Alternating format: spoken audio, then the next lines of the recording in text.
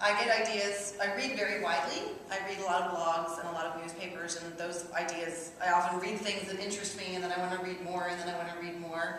A lot of things, especially these days, come from my own daily life. I have a 3-year-old son, I have another one on the way. So both, thinking about myself as, going through that whole pregnancy thing again, which is loads of fun. I'm not one of the pregnant women who glows and enjoys it.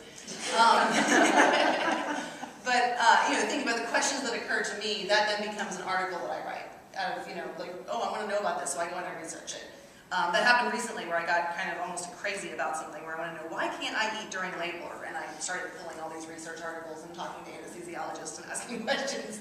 Because I wanted to know, why can't I, why was it so dangerous for me to sneak that blueberry muffin the first time?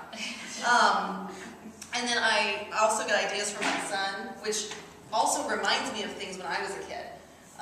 So the stuff that I'm writing in terms of fiction, which is hasn't really gone very far yet, but is sort of hovering there, a lot of that draws from my own personal experiences as a child and a teenager and my teaching, because I taught in a low-income school, and a lot of the students there had just incredible stories that I felt weren't being told. So those are some stories that I tried to tell as well, both journalistically and in fiction.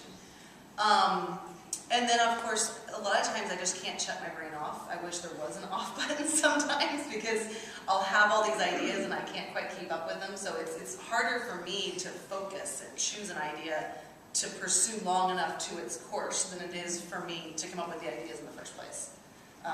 It's far more difficult to say, okay, shut off all those other ideas and focus on this one until you're finished it.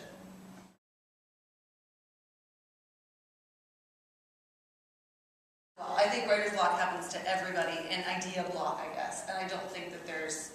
A lot of times you have ideas that are about this topic, but you need ideas about that one, if that makes any sense. Or you're trying to work on something in fiction, but all you can think about is your nonfiction.